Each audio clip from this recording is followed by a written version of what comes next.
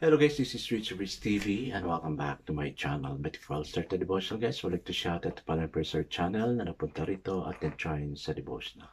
Shout out and God bless Tulio Bacoteco, Juan Anthony Balmoria, SSCTV of Korea, Juselinco Studio, Ping Bertolpo, Retro Vlog, Nanay Amacolda, Michael Aborita, Yans TV, Connie Vlog, Foreman's Work, Heart Ponsalan, Mami Rose Craft, Friends, Shendog, Vin Lawrence Chonko, and Nathaniel Abilia. Shout out na rin sa mesudyante ko na bagong salta na mesudyante ko. No? Then, my new student, both grade 11 and grade 12. God bless us all, guys.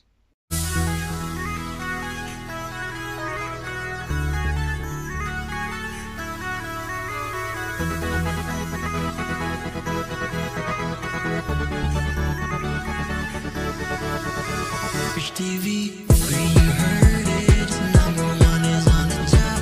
Good advice is they'll never stop. Rich TV, where you heard it, number one is on the top. Good advice is they'll never stop. Guys, makarelate ba tayo sa buhay natin into the life of Joseph? You know? The life of Joseph was recorded in the Bible in order for us to learn because sabi ko nga, no? Bible is the basic instruction before leaving earth. So, ito, instruction to learn in order for us to learn. So, guys, ito na naman tayo. Still, we are pinafollow natin yung buhay ni Joseph at this time. No? So, our focus verse is found in the whole chapter of Genesis, but masyadong mataas to. Kaya, let's just read from verses 1 to 15. This is about the cupbearer and the baker. Still guys, I'm using the devotional study Bible because the words you see so simplified na maintindihan talaga natin. Okay, the word of the Lord in Genesis chapter 40 verses 1 to 15 says, sometime later the cupbearer and the baker of the king of Egypt offended their master, the king of Egypt. Pharaoh was angry with his two officials and chief cupbearer and chief baker, and put them in custody in the house of the captain of the guard, in the same prison where Joseph was confined. The captain of the guard assigned them to Joseph, and he attended them. After they had been in custody for some time, each day the two men, the cupbearer and the baker of the kings of Egypt, who were being held in prison, had dreamed the same night, and each dream had a meaning of its own. When Joseph came to them the next morning, he saw that they were dejected. So he asked Pharaoh's officials who were in custody with him in his master's house, "Why are your faces so sad today?"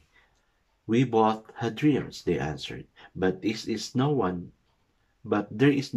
to interpret them. Then Joseph said to them, Do not interpretations belongs to God? Tell me your dreams. So nga, sila na ma-interpret ng dreams na yan. No? Kasi tayo, pag may mga panaginip tayo, parang minamasama natin. No? Negative. So, let God interpret your dreams. So the chief bearer told Joseph his dream. He said to him, "In my dream I saw vine in front of me, and the vine were 3 branches. As soon as it budded, it blossomed, and its clusters ripened into grapes. Pharaoh's cup was in my hand, and I took the grapes, squeezed them into Pharaoh's cup, and put the cup in his hand." "This is what it means," Joseph said to him. "The 3 branches are 3 days. Within 3 days Pharaoh will lift up your head and restore you to your position, and you will be put Pharaoh's cup in his hand, just as you used to do when you were his cupbearer. But when all goes well with you, remember me and show me kindness. Mention me to Pharaoh and get me out of this prison. For I was forcibly carried off from the hand of the Hebrews, and even here I have done nothing to deserve being put in dungeon." Guys, ipatuloy na natin kasi kunti na lang, no? When the chief baker saw that Joseph had given favorable interpretation, he said to Joseph, "I too had a dream. On my head were 3 baskets of bread. In the top basket were all kinds of baked goods of 4 pairs, but the birds were eaten were eating them out of the basket on my head. This is what it means, Joseph said. The 3 baskets are 3 days. Within 3 days, Pharaoh will lift up your head and hang you on a tree, and the birds will eat away your flesh. Grabe yung interpretation. Now the 3rd day was Pharaoh's birthday, and he gave a feast for all his officials. He lifted up the heads of the chief bearer and the chief baker in the presence of his official. He restored the chief cupbearer to his position, so that he once again put the cup into Pharaoh's hand, but he hung the chief baker, just as Joseph had said to them in his interpretation. The chief cupbearer, however, did not remember Joseph. He forgot him. Amen and amen. I guess let's not pray. Lord, despite the thing that happened to Joseph, oh God, still you use him to interpret dreams, because that was one of the gifts you have given him. Lord, because of this dream, later sa babasahin namin, Joseph was put out of prison and worked again sa kingdom ni Pharaoh. Say with us, O God, ibang dreams namin, O God. Our dream is the reality to become successful, as what we have discussed last night, O God. The true success belongs to you. That's our very dream, O God, to become successful in order to help meet the needs of the family. Yes, Lord, we work so hard just because of money. And bless us in this area. Bless us also spiritual, so we may grow. Share the blessing to others, and especially unto you. Giving our tithes to you, so we will become rich in your kingdom, because we are depositing our money to you through our tithes. Bless us all, O God. In Jesus' name we pray. Amen and amen. The focus verse we have for this evening, guys, is found in Genesis chapter 40, verses 14 and 15. It says, "But when all goes well with you, remember me and show me kindness. Mention me to Pharaoh and get me out of this prison. For I was forcibly carried off from the land of the Hebrew, and even here I have done nothing to deserve being put in danger." Oo nga naman, no?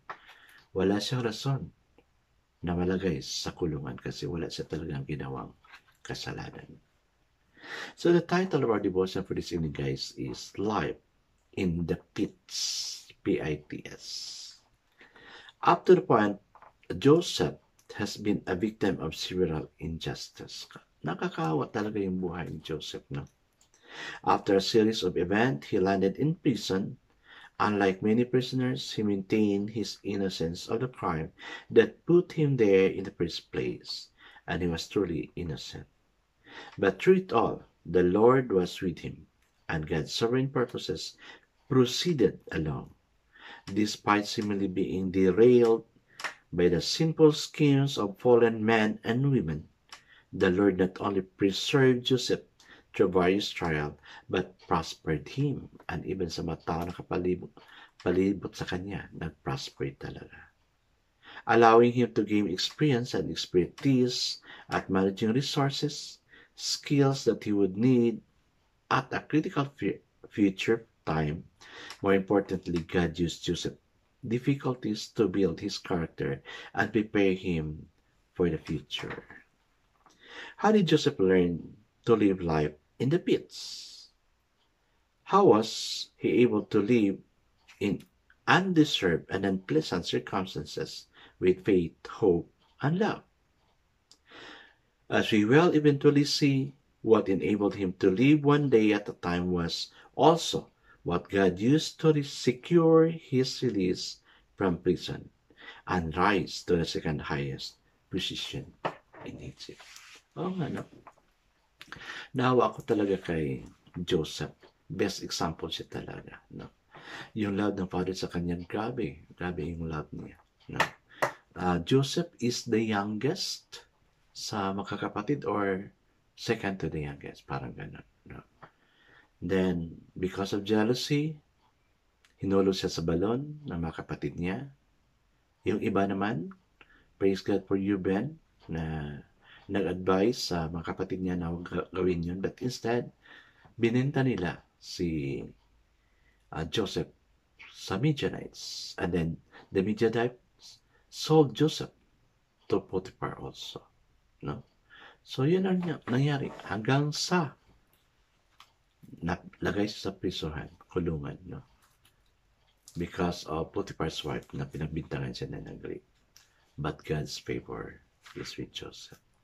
Sa sitwasyon natin, I know, maraming problema. I keep repeating this, God's favor. Parang last week pa tong God's favor na binabanggit ko. Kasi totoo naman talaga. No? If you are so close to the Lord, reading the Word of God, the Bible, not just read but interpret, no? Muni-munihin natin yung Word ni Lord, how we apply the Word we read, then God will be close to us. Spend time praying, plus you are here coming, no? Sa devotion na natin, nakikid-join.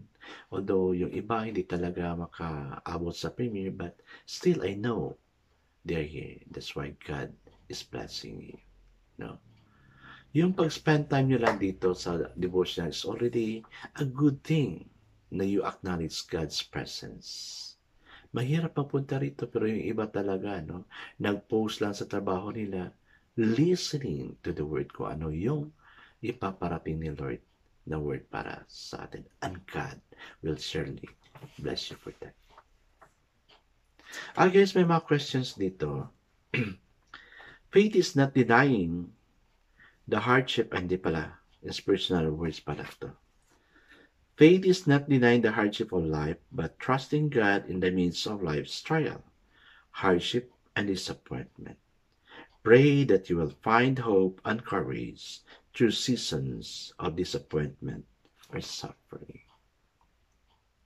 I guess let's not pray.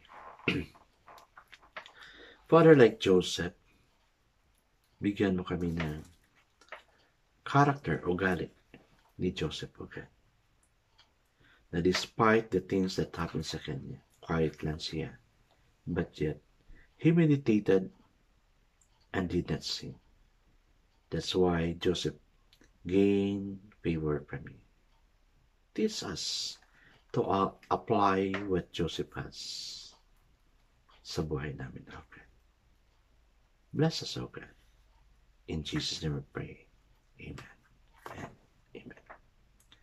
Yes, guys, let's learn from the life of Joseph. God bless us always, because I know God shall bless us 10 times better. This again, Richard TV. Kita-kita tayo muli at sa muli. Paalam!